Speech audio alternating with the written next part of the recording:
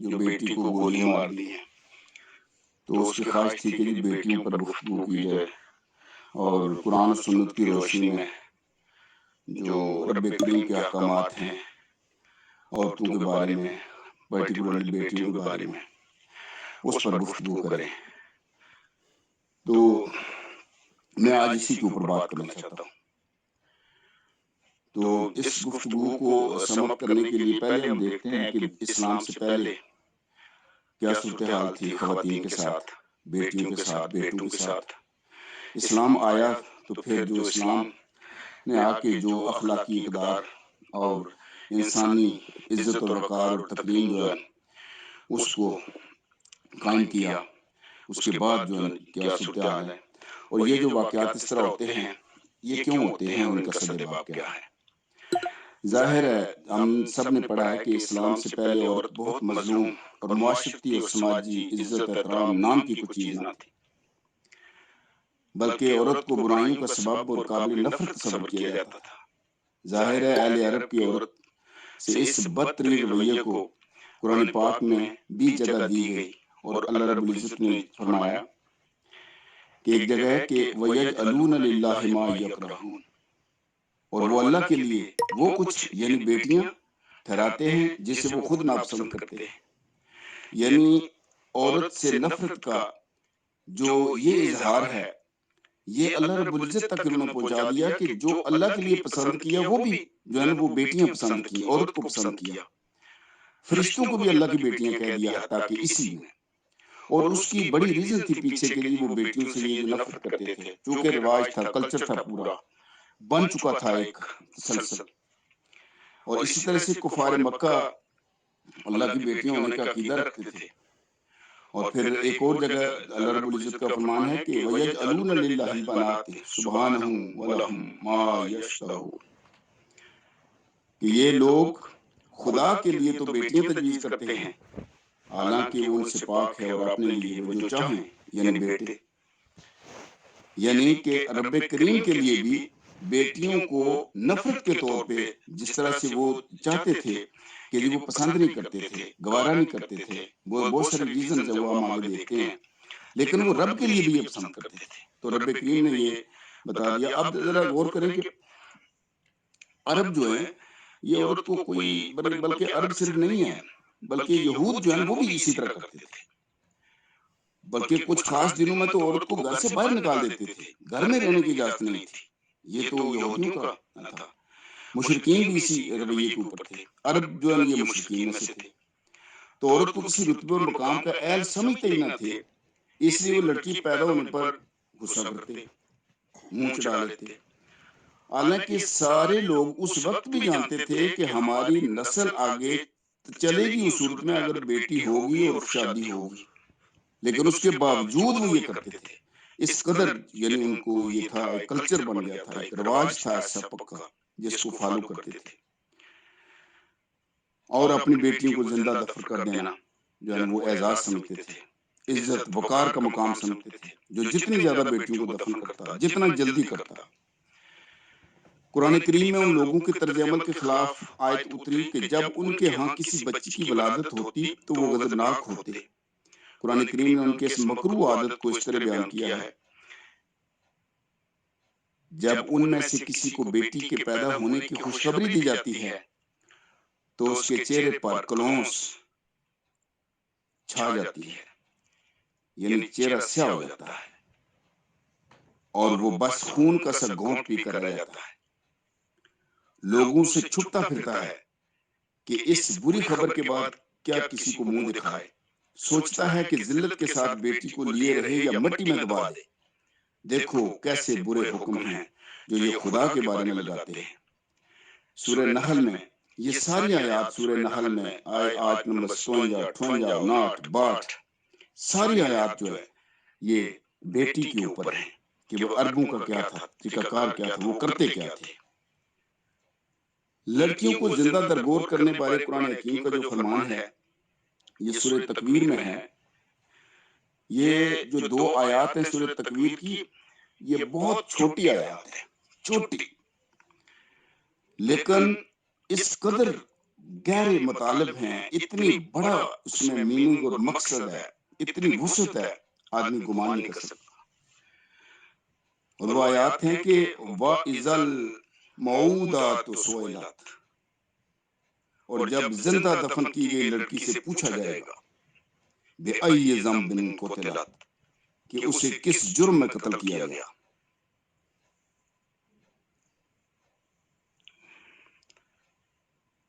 تو اس آیت میں اگر آپ دیکھیں تو رب کریم کی ایک سخت غضبناک تصور جو ہے پیش کیا گیا ہے کہ بیٹی کو زندہ گاڑنے والے ماں باپ اللہ تعالیٰ کی نگاہ میں کتنے قابل نفرت ہیں، کہ اس آیت میں بیٹی کو مخاطب کیا ہے، والدین کو نہیں مخاطب کیا کہ جی تم نے بیٹی کو کیوں دفن کیا، یہ بچی تھی، معصوم تھی۔ بچی کو مخاطب کیا رب کریم نے، والدین کی طرف دیکھا تک نہیں کہ تم نے اس معصوم کو کیوں قتل کیا، یہ نہیں پوچھا، بلکہ نگاہ پھیر کے معصوم بچی سے پوچھا جائے گا کہ تو بیچاری آخر کس قصور میں ماری گئی۔ وہ سنائے گی اپنی داستان، ظلم اور ظالم ماں باپ اس کے ساتھ کیا ظلم کیا، وہ کس طرح اسے دفن کر دیا۔ یہ جو مختصر سی دو آیات ہیں، ان میں اگر آپ دیکھیں تو ایک تو پہلا تو یہ نکلا کہ والدین کو الگ کر دیا گیا، ڈائریکٹ اللہ رب العزت بچی سے پوچھیں گے، اور یہ اہل عرب کو احساس بھی دلایا گیا ہے کہ جاہلیت میں ان کو اخلاقی پستی کس انتہا پر پہنچا دیا کہ وہ اپنی اولاد کو اپنے ہاتھوں زندہ درگور کرتے ہیں۔ پھر بھی انہیں اصرار ہے کہ وہ جاہلیت پر رہیں، اور آپ صلی اللہ علیہ وسلم جو تعلیمات لے کر آئے ہیں، قرآن کا حکم، سیرت، اخلاقیات، زندگی، عزت، تکریم، وقار، انسانیت کی بقا، پھر بھی اس کو قبول نہیں کرتے۔ پھر دوسرا، ان سے اس آیت سے یہ بھی نکلتا ہے کہ اگر بچیوں کو اسی طرح دفن کرتے رہتے جس طرح آج بھی یہ واقعہ ہوا ہمارے سامنے اور ہم سب دکھی ہیں، ظاہر ہے، تو دوسرا یہ واقعہ کہ اگر رب نے یہ بھی ایک آیت میں بتا دیا کہ قیامت ضروری ہے، آخرت ہے، یہ دلیل ہے کہ رب اس بچی کو اٹھا کر پوچھیں گے کہ تجھے کیوں قتل کیا گیا، تجھے کیوں دفن کیا گیا۔ تو جس لڑکی کو زندہ دفن کیا گیا ہے، آخر اس کو ظاہر ہے کہیں تو داد رسی ملنی چاہیے، تو وہ داد رسی رب کریم کے ہاں سے ملے گی جب اسے اٹھا کر پوچھا جائے گا۔ لیکن عرب میں ظاہر ہے لڑکیوں کو زندہ دفن کرنے کا جو یہ رویہ تھا، یہ اس کی وجوہات تھی۔ اب ذرا دیکھنا کہ کیا ریزنز کیا تھی، وہ آج ہمیں پتہ چلتا ہے کہ ظاہر ہے ایک تو معاشی خستہ تھی کہ لوگ چاہتے تھے کہ کھانے والے کم ہوں، اولاد کو پالنے پوسنے کا بار ان پر نہ پڑے۔ بیٹوں کو تو وہ اس امید پر پال لیتے تھے کہ یہ بڑے ہو کر اصول معیشت میں ہاتھ بٹائیں گے، مگر بیٹیوں کو اس لیے مار دیتے تھے کہ انہیں جوان ہونے تک پالنا پڑے گا اور پھر انہیں بیاہ کر دینا پڑے گا، یہ ان کی عزت کے لیے ایک داغ تھا۔ پھر دوسرا یہ بھی ان کے ذہن میں تھا اس وقت کہ عام بدامنی جس کی وجہ سے بیٹیوں کو اس لیے پالا جاتا تھا، بیٹوں کو، کہ جتنے زیادہ بیٹے ہوں گے تو بدامنی کے دور میں وہ جم کر کھڑے ہوں گے اور اپنے قبیلے کا اور اپنے گھر کا دفاع کریں گے۔ لیکن بیٹیوں کو اس لیے کہ اگر کوئی قبیلے کے اوپر چھاپا مارتا لڑائی ہوتی ہے تو وہ بیٹیوں کو اٹھا کر لے جائیں گے، غلام بنا لیں گے، باندیاں بنا لیں گے، بیچ دیں گے، ایک یہ بھی ان کے ذہن میں تھا۔ تو یہ ساری چیزیں وہ ذہن میں رکھ کر وہ یہ سارا کرتے تھے۔ تو رب کریم نے جو آیات ہیں ان میں اور پچھلی جو میں نے پڑھی ہیں، ان میں اس خدشے کو ختم کر دیا کہ آپ بھوک اور جو آپ کی جو معیشت کی تنگی جو ہے اس کی وجہ سے ان کو دفن نہ کریں۔ اور پھر یہ رواج تھا کہ جب بھی کوئی ماں امید سے ہوتی تو اس کے ساتھ پہلے دن سے ہی ایک گڑھا کھود کے رکھ دیتے تھے کہ اگر بیٹی ہوئی تو خود ہی ادھر اس میں ڈال دینا، لیکن اگر کوئی ماں راضی نہ ہوتی تو پھر اس کو کچھ عرصہ تک وہ اس کو افورڈ کر لیتے، لیکن بعد میں وہ والد اس سے ساتھ لے جا کر کہیں صحرا میں جا کے پھینک آتا، دفن کراتا، لیکن اس کی قسمت یہی ہوتی۔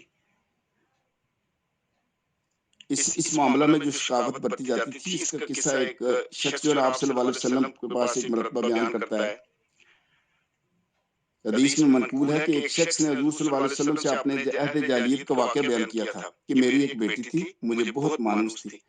جب میں اس کو پکارتا دوڑی دوڑی میرے پاس آتی، ایک روز میں اس کو بلایا اور اپنے ساتھ لے کر چل پڑا۔ راستے میں کنواں آیا، میں نے اس کا ہاتھ پکڑا اور اس میں کنویں میں دھکا دے دیا۔ آخری آواز جو اس کی میرے کانوں میں آئی وہ تھی ہائے ابا، ہائے ابا۔ یہ سن کر رسول اللہ صلی اللہ علیہ وسلم رو دیے۔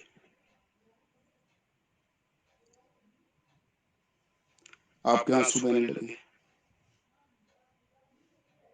لوگوں نے کہا اے شخص تو نے آپ صلی اللہ علیہ وسلم کو غمگین کر دیا۔ حضور نے صلی اللہ علیہ وسلم فرمایا اسے مت روکو،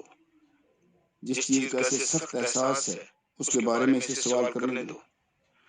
پھر آپ صلی اللہ علیہ وسلم نے فرمایا کہ اپنا قصہ بیان کر۔ اس نے دوبارہ اسے بیان کیا اور آپ سن کر اس قدر روئے کہ آپ کی داڑھی آنسو سے تر ہو گئی۔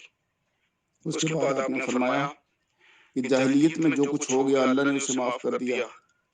اب نئے سرے سے اپنی زندگی کا آغاز کر۔ یہ خیال کرنا صحیح نہیں ہے کہ اہل عرب انتہائی غیر انسانی فعل کی قباحت کا سرے سے کوئی احساس نہ رکھتے تھے۔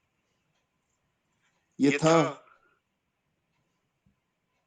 یہ ان کو احساس تھا۔ یہی وجہ ہے کہ قرآن پاک میں اس فعل کی قباحت پر کوئی لمبی چوڑی تقریر نہیں کی گئی، بلکہ صرف شارٹ بہت مختصر 2 آیات میں جھنجھوڑ دیا پورے معاشرے کو کہ میں کسی اور کو نہیں پوچھوں گا، میں اسی کو پوچھوں گا جس کو زندہ گاڑا گیا۔ طبرانی میں بھی ایک روایت ہے کہ آپ صلی اللہ علیہ وسلم سے عرض کیا کہ یا رسول اللہ صلی اللہ علیہ وسلم، میں نے جاہلیت کے زمانے میں کچھ اچھے اعمال بھی کیے، جن میں سے ایک یہ کہ میں نے 360 لڑکیوں کو زندہ دفن ہونے سے بچایا اور ہر ایک کی جان بچانے کا 2 اونٹ فدیے میں دیے، کیا مجھے اس کا اجر ملے گا؟ آپ صلی اللہ علیہ وسلم نے فرمایا ہاں اجر ہے، اور وہ یہ ہے کہ اللہ نے تجھے اسلام کی نعمت عطا فرما دی۔ در حقیقت ظاہر ہے اسلام تو برکت ہے، ایسی برکت جو زندگی کا دھارا بدل دیتی ہے،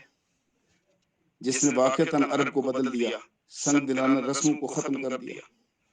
اس تخیل کو مٹا دیا کہ بیٹی کی پیدائش کو حادثہ یا مصیبت ہے، بلکہ رحمت بنا دی۔ لوگ خوشیاں منانے لگے،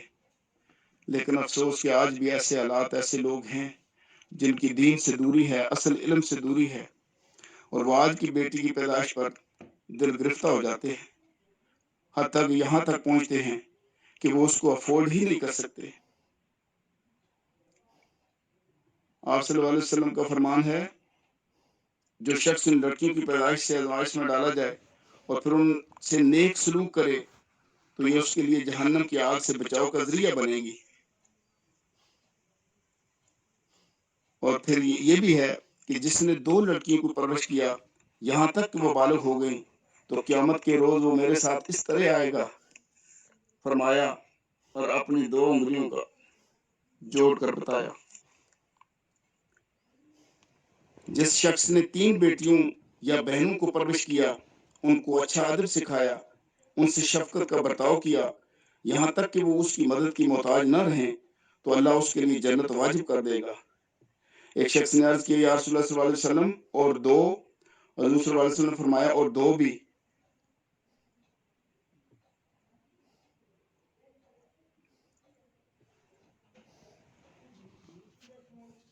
آپ صلی اللہ علیہ وسلم نے یہ بھی فرمایا کہ اگر 3 بیٹیاں ہوں ان پر صبر کرے، اپنی وسعت کے مطابق ان کو اچھے کپڑے پہنائے، اس کے لیے جہنم کی آگ سے بچاؤ کا ذریعہ ہیں۔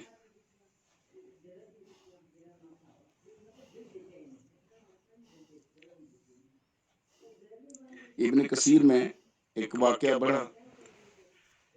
حضرت قیس بن عاصم کا واقعہ پڑا تھا کہ حضور صلی اللہ علیہ وسلم کی خدمت میں وہ حاضر ہوتے ہیں اور عرض کرتے ہیں یا رسول اللہ صلی اللہ علیہ وسلم، اپنی بیٹیوں کو زمانہ جاہلیت میں دفن کر دیا تھا۔ آپ صلی اللہ علیہ وسلم نے فرمایا کہ ہر بیٹی کی طرف سے ایک غلام آزاد کر دو۔ انہوں نے کہا یا رسول اللہ علیہ وسلم میں بہت سے اونٹوں کا مالک ہوں۔ تو آپ صلی اللہ علیہ وسلم نے فرمایا تو ہر بیٹی کی طرف سے ایک اونٹ کی قربانی دو۔ ایک روایت کے مطابق انہوں نے فرمایا زمانہ جاہلیت میں اپنی 8 بیٹیوں کو زندہ گاڑ دیا تھا۔ آپ صلی اللہ علیہ وسلم نے فرمایا اگر تو چاہے تو ہر لڑکی کے بدلے ایک اونٹ قربان کر دے۔ ایک اور روایت میں بھی انہوں نے کہا کہ 12 بیٹیوں کو زندہ گاڑنے کا ذکر کیا تو آپ صلی اللہ علیہ وسلم نے انہیں ایک کے بدلے ایک غلام آزاد کرنے کی تلقین فرمائی۔ زمانہ جاہلیت میں لوگ لڑکیوں کو آر یا فقر کے ڈر سے زندہ دفن کر دیتے تھے۔ یہی وجہ ہے کہ سورہ انعام میں فرمایا، یقیناً خسارے میں پڑ گئے وہ لوگ جنہوں نے اپنی اولاد کو جہالت و نادانی کی بنا پر قتل کیا اور اللہ کے دیے ہوئے رزق کو اللہ پر افطرا پردازی کر کے حرام ٹھہرا لیا۔ یقیناً وہ بھٹک گئے، ہرگز وہ راہ راست پانے والوں میں سے نہ تھے۔ رب کریم نے سورہ انعام میں قتل انسانی کے بارے ارشاد فرمایا کہ اے محمد صلی اللہ علیہ وسلم ان سے کہو، آؤ میں تمہیں سناؤں تمہارے رب نے تم پر کیا پابندیاں عائد کی ہیں، اور فرمایا یہ قرآن کا یہ کہ اس کے ساتھ کسی کو شریک نہ کرو، والدین کے ساتھ نیک سلوک کرو اور اپنی اولاد کو مفلسی کے ڈر سے قتل نہ کرو، ہم تمہیں بھی رزق دیں گے اور ان کو بھی، اور بے شرمی کی باتوں کے قریب بھی نہ جاؤ، خواہ وہ کھلی ہوں یا چھپی، اور کسی جان کو اللہ رب العزت نے محترم ٹھہرایا ہے ہلاک نہ کرو مگر حق کے ساتھ۔ یہ باتیں ہیں جن کی ہدایت اس نے تمہیں کی ہے، شاید کہ تم سمجھ بوجھ سے کام لو۔ ظاہر ہے قرآن نے کسی جان کے قتل کی جس قدر صورتیں ہیں بیان کر دی ہیں، اور وہ 3 ہیں، اور اس پر 2 اور احادیث سے ثابت ہیں، اور اولاد کے قتل کو بڑی خطا قرار دیا ہے۔ اور وہ جو صورتیں کون سی ہیں؟ صرف وہ انسان کسی دوسرے انسان کے قتل عمد کا مجرم ہو جس کا قصاص ہے، تب قتل جائز ہے۔ دین حق کے قیام کی راہ میں مزاحم ہو اور جنگ کے علاوہ چارہ نہ ہو تب جائز ہے۔ دارالاسلام کی حدود میں بدامنی پھیلائے یا اسلامی حکومت کو الٹنے کی سازش کرے تب جائز ہے، یا شادی شدہ ہونے کے باوجود زنا کا مرتکب ہو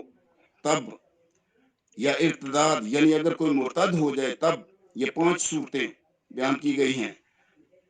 لیکن یہ بیٹیوں کو زندہ گاڑنا، گولیاں مارنا جو جاہلیت کا دور تھا۔ اپنی اولاد کو افلاس کے اندیشے سے قتل نہ کرو، ہم انہیں بھی رزق دیں گے اور تمہیں بھی، در حقیقت ان کا قتل ایک بڑی خطا ہے۔ رب کریم نے، دیکھیے غور کیجئے کہ رب کریم نے مومن عورتوں کو عام حکم سے الگ بھی سورہ ممتحنہ میں یہ حکم دیا ہے کہ اے نبی صلی اللہ علیہ وسلم، جب تمہارے پاس مومن عورتیں بیعت کرنے کے لیے آئیں اور اس بات کا عہد کریں